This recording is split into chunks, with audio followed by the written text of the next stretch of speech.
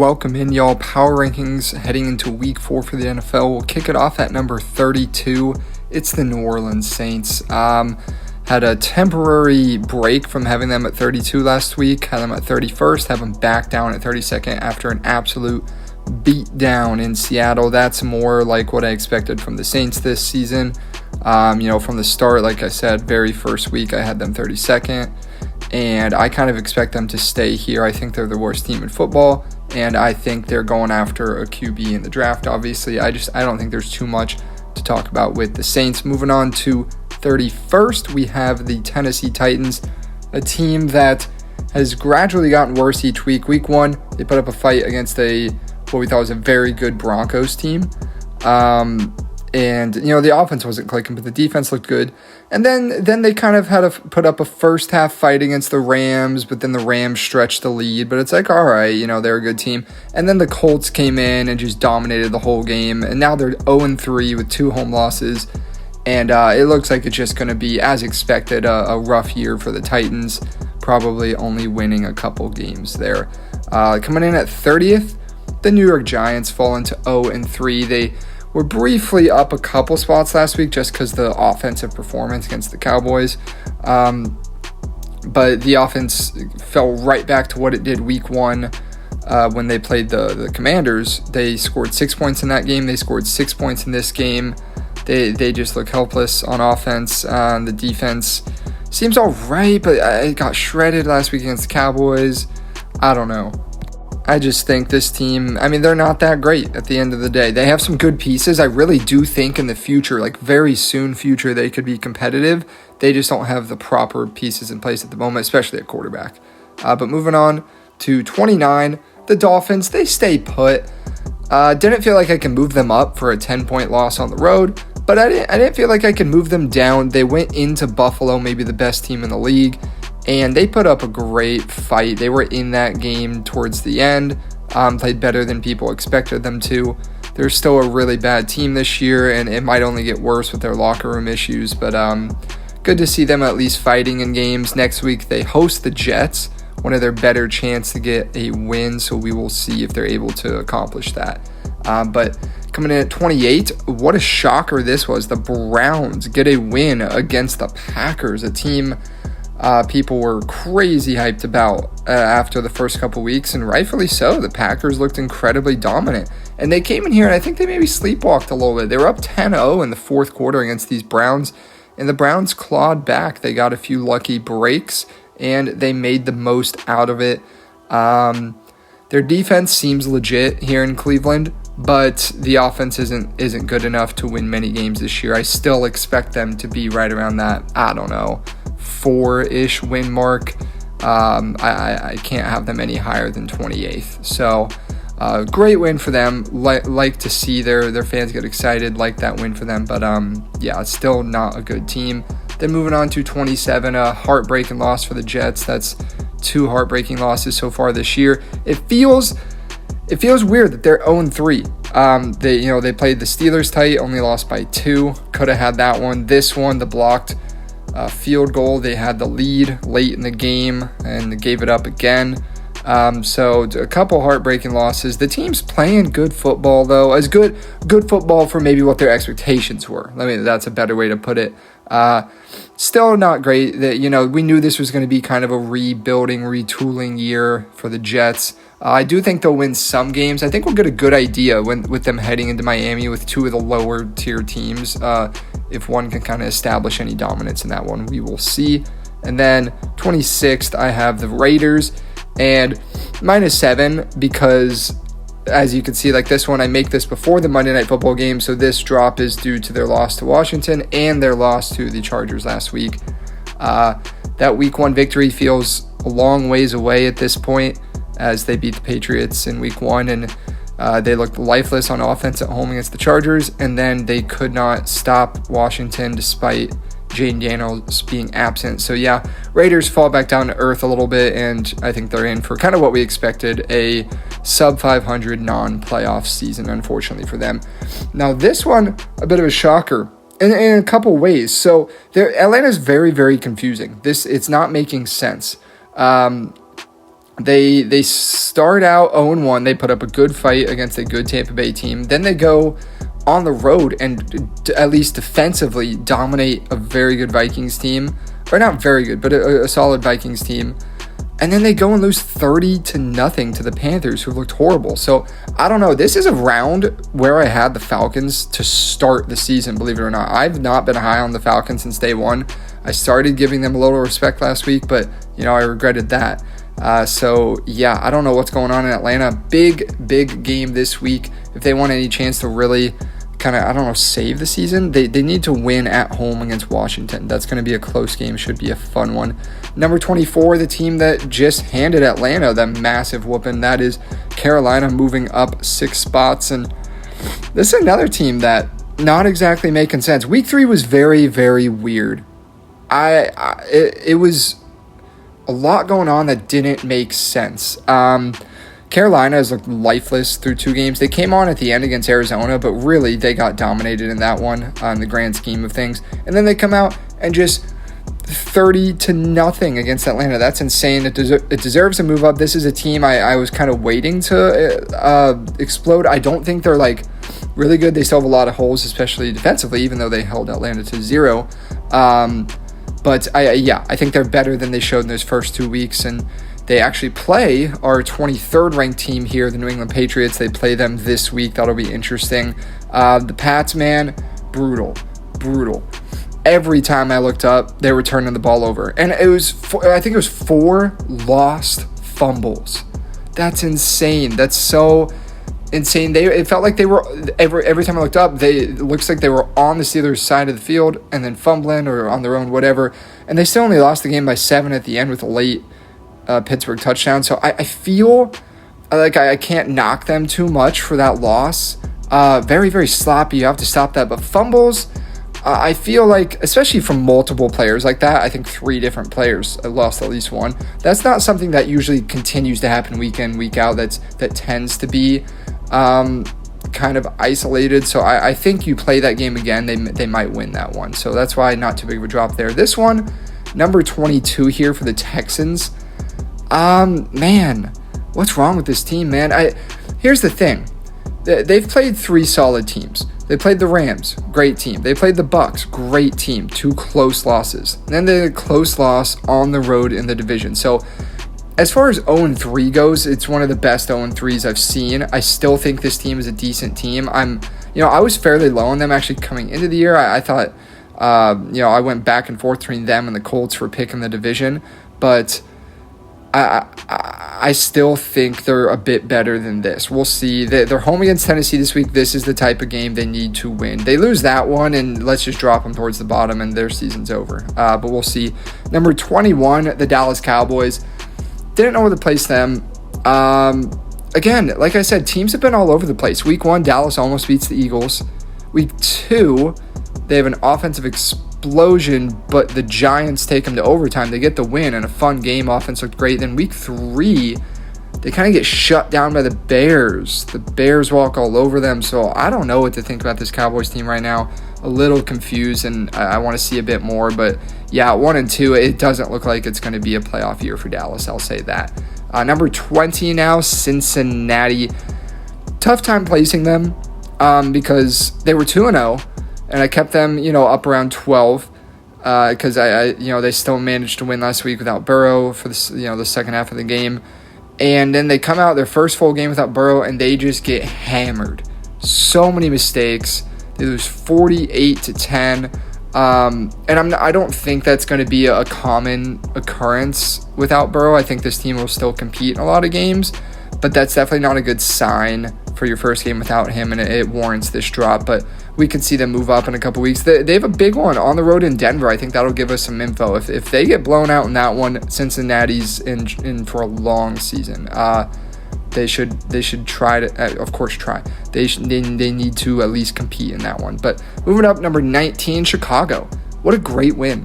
What a great win for the Bears. That's exactly what they needed. And the season isn't saved yet.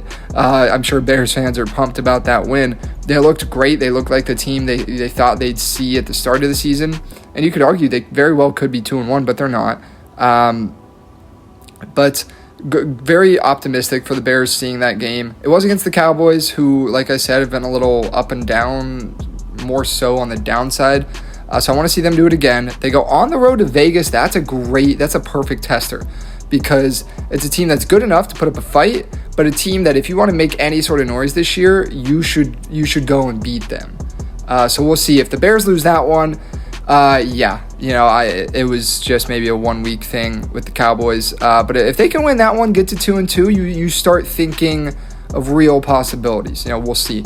Number 18 now, Jacksonville. A weird 3 weeks from them.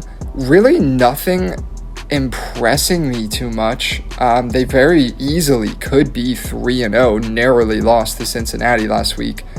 But very quiet. A very low-scoring win against Houston this week. Lawrence hasn't looked spectacular so far, but they're winning games. The defense seems all right. I feel like I need more from them. I need to see more. I don't know. Tough getting a read for them. I'm not quite getting one. Number 17, the Pittsburgh Steelers. This is a team that they're 2-1, but I don't know. I mean, week 1, the Jets very easily could have beat them. I mean, you had that fumble on the kickoff that changed that game. Week 2, they lose by 2 scores to Seattle at home. And then week 3, it takes 5 New England turnovers for Pittsburgh to just win by 1 score. So 2-1, their 2-1 is 2-1. They don't ask how, they ask how many. But they got to start playing cleaner football, because they're not going to continue to win games like that. They go on the road to a neutral site in Dublin this week. They take on the Vikings. That should be a great test. Excited to see that one. I think they're 3-point underdogs, but that should be a great example there is where this Steelers team really is. Number 16 now, the Arizona Cardinals, another team that I just didn't know what to place. I was having a tough time. The power rankings were tough this week. I'm telling you, man, everyone has been all over the place in 3 weeks. It's been very chaotic, I feel like. A lot of changing week in, week out from teams. So Arizona, though, a team that's been a little lackluster so far for me. They started 2-0 with wins over the Saints and Panthers, 2 of the worst teams in the league. And then week 3, they're playing Mac Jones and the Niners on the road. The Niners are still good. And, Mac Jones from Purdy, it's definitely a downgrade. But how big of one, I don't know, because it is kind of a system based quarterback talent there. But that's one you needed to win if you're the Cardinals. You had a chance right in front of you to take hold of the NFC West, be the only 3-0 team, and they could not do it. Very disappointing. They need to win at home against Seattle this week. A loss there, and we got trouble in Arizona. I think they're back to kind of their same old ways. They're going to win there, though. They could be right back in that convo, but yeah, very disappointing to see them lose like that to the Niners. Denver here, number 15. Another team. Gosh, I guess I'll just start saying it, leading off with this on every one. I didn't know where to place this team. Their one win is against the Titans, who I have 31st, so that's not very good. Their 2 losses, though, are on the road against the Colts, the leverage penalty, right? But, don't put yourself in that spot. Tough loss. And then a late field goal loss to the Chargers. So they lost to 2 good teams on the road in both, and they were very, very tight field goal at the buzzer games. So 1-2 for this team. They need to start winning games. It starts this week home in primetime against the beat-up Bengals team. They have to win that one. But I still feel all right about Denver. That's why I'm not dropping them. Again, I'm not just going straight based off record. Record matters in these rankings, but it's not one. I'm not just going to drop them way back because they're 1-2. I think this is still a very, very good football team. They deserve to be in the top 15. But moving on to 14, up down for this team. They just keep bouncing back and forth. What's going on with the Vikings? Week 1, they look lifeless all game, right? And then the fourth quarter, they come on, bam, comeback win. J.J. McCarthy might be awesome, ? Week 2, absolutely shut down by the Falcons, who just got blown out by the Panthers. And the Vikings, all of a sudden, it's like, all right, well, okay, this team sucks, again, ? And then J.J. McCarthy doesn't play. Wentz comes in, and the defense goes off for Minnesota. The offense plays well. They look like an insanely dominant team. They look like they did early last season, and they beat the Bengals 48-10. So I jumped them up to 14 here, which I think is more accurate. Maybe it was too big of a drop last week after one bad game. I've said from the start of the season, I think the roster in Minnesota is amazing. They have a very, very talented roster. And if they can just get decent quarterback play, they should win a lot of games. So I think they could continue to climb these rankings. Very excited to see them play Pittsburgh. I think talent-wise, Minnesota's a little better, but we'll see if they can get the win. That'll be a fun international game. Coming in at number 13, Seattle Seahawks. Them and the Falcons, two teams I was low on to start the year. Falcons, that's kind of how it's going for them. But Seattle, I'll give them credit where credit's due. They've played good football this year. They almost won against the Niners in week 1. Week 2, they go on the road and win against Pittsburgh by 2 scores. And then they, at home against a bad team, absolutely dominate, as you should. So I think Seattle has played very well. They've done what they're supposed to. It would be nice to be 3-0. They were very close to being so. But I like Seattle. I like what they're doing right now. I really, really like the defense. It's showing good things. So we'll see if they can keep it up. Big game in Arizona on Thursday night. I think that'll tell us a lot about both teams. Very excited to see that one. And we'll see if they can continue winning games for the Seahawks. And coming in right in front of them, it's their other NFC West counterpart, the San Francisco 49ers. They're 3-0. They're 3-0, and they win games. That's Kyle Shanahan's what he does. It has been pretty. Week 1 on the road against Seattle, that's a good win. But then you get banged up, you get injured, you go on the road in New Orleans with a hospital squad, and you get the win. So doesn't matter how with injuries you got it done. But now week 3.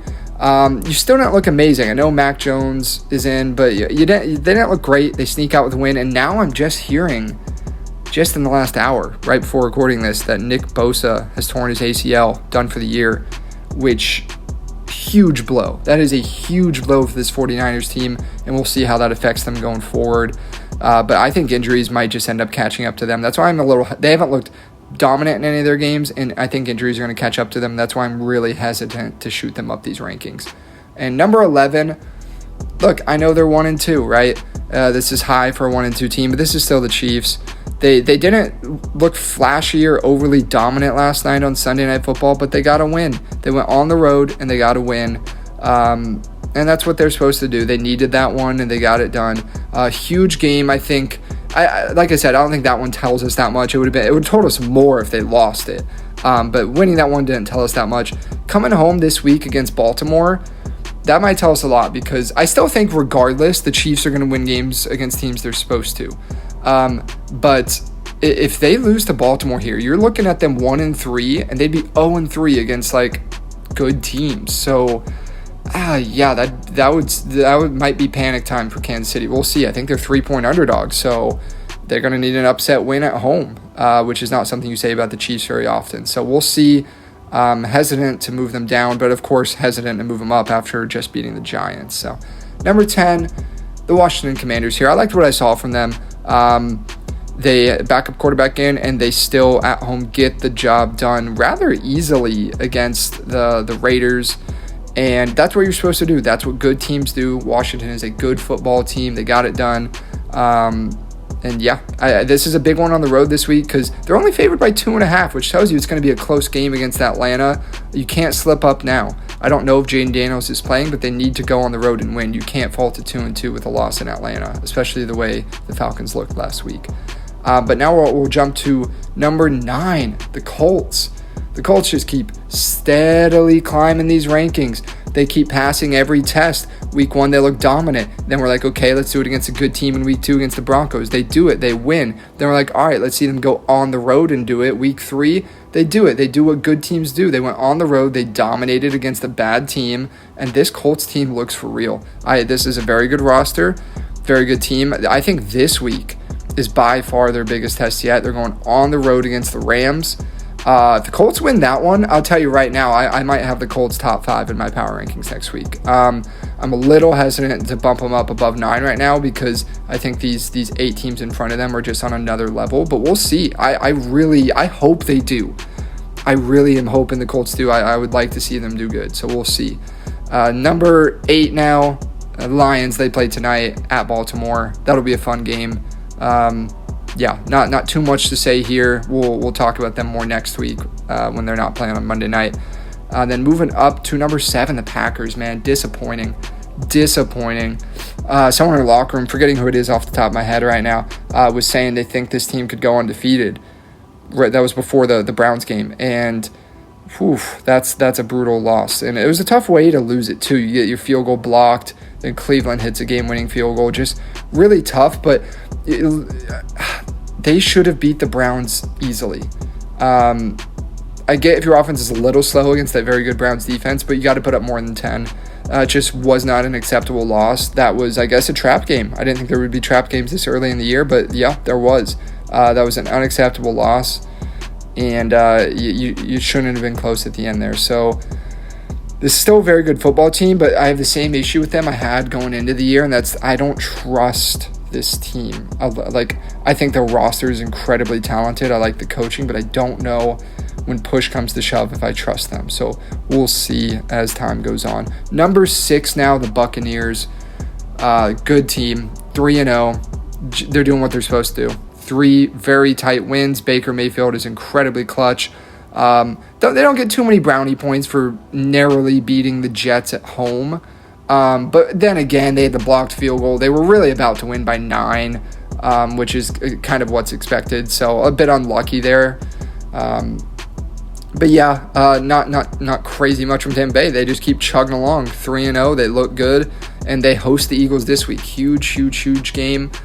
They've kind of had the Eagles number recently, so we'll see if they can do it again at home. I think they're 3-point underdogs, and I'm excited to see how that one's going to play out. But yeah, so number 6 for the Bucs, and coming in at number 5 is the Rams, and 2-1 here with a brutal loss. Actually moving up a spot, which is more so due to the Packers dropping down from the Browns loss. But really at the end of the day, the Rams had 2 field goals blocked in the last 8 minutes. They need to shore that up, obviously. But the Rams kind of dominated the Eagles, especially in the first half. The Eagles definitely got on them a bit on the tail end. But, I mean, the Rams looked like the better team in this game. They did not win, so, a jump up the rankings is not warranted. That, when push comes to shove, they couldn't get the field goal through the uprights. But they looked incredibly impressive. And I think that proved all that I needed to see from them in that game. It's a very tough loss in the grand scheme of things because of the tiebreaker. You now don't hold against the Eagles for playoff seeding, so that is tough, and that could hurt them in the long run. But they looked great this weekend. It's a shame they didn't come out of it with a win, but it's a performance they can hang their hat on. I think they needed to be a bit better in the red zone and on third downs, converting on those, but they put up a good amount of points, and the defense played great. So number 5 for the Rams. Number 4 for the other LA team, the Chargers, keep chugging along, 3-0 with 3 good wins. Win over the defending AFC champs, pretty dominant win on Monday night against the Raiders, and then a good win against a good team in the Denver Broncos. So 3-0, and like I said, 3 solid wins for the Chargers. They keep chugging along. I like what I'm seeing from the Chargers. I think they're going to be a true AFC contender. So keep an eye out for them. And the schedule isn't too tough for them either. So we'll see how this season plays out for them. But I'm very excited for the Chargers' potential here. But then coming in at number 3, we have the Eagles. They drop a spot, partially to they just haven't impressed me this year. But you know what? They win games. There's something to that. The Patriots, Brady, that's what they did. The Chiefs do it a lot. When you win games, you win games. But they looked unimpressive yet again, especially offensively. They struggled the first couple weeks. They struggled again this week. They really got lucky with 2 blocked field goals, which again is, it's hard to say lucky because it takes skill to do that. But at the same side, it's lucky in the, idea of that's not something you can expect to continue up. 9 times out of 10, you replay those late field goals that fourth quarter, they probably lose that. So we'll see. But as long as they keep winning, they're going to stay at the top, and they're going to be right back in the mix for the Super Bowl. We'll see what they have against the Bucs this week, but I expect that game to be tight whichever way it goes. Number 2, Baltimore. They play on Monday Night Football tonight, so not too much to talk about. They did jump up. Just I like this team. They jumped up over the Packers, of course, and then the Eagles. But the more I think about this Ravens team, the more I really think they might be the best team in football. I mean, they blew the late lead to the Bills. If they didn't blow that lead and they're sitting here at 3-0, there is no doubt in my mind I have them at number 1. So we'll see. We'll see what they do tonight. I don't necessarily trust this team in the clutch and in the playoffs yet, so that's definitely one thing that holds them back, but this is a very good team. Coming in at number 1, it's the Buffalo Bills. They stay. They didn't play very good, yet they still won by 10 points at home on Thursday night against the Dolphins. So it's a very, very good football team. A pretty easy schedule. They should continue to win games. They get the Saints next week. Not too much to talk about. Great football team. And I think they're going to sit at number 1 for a little bit as long as this schedule stays relatively light. So let me know what y'all think, and of course where you disagree, because I'm sure you do. And I'm looking forward to another great week of football coming up.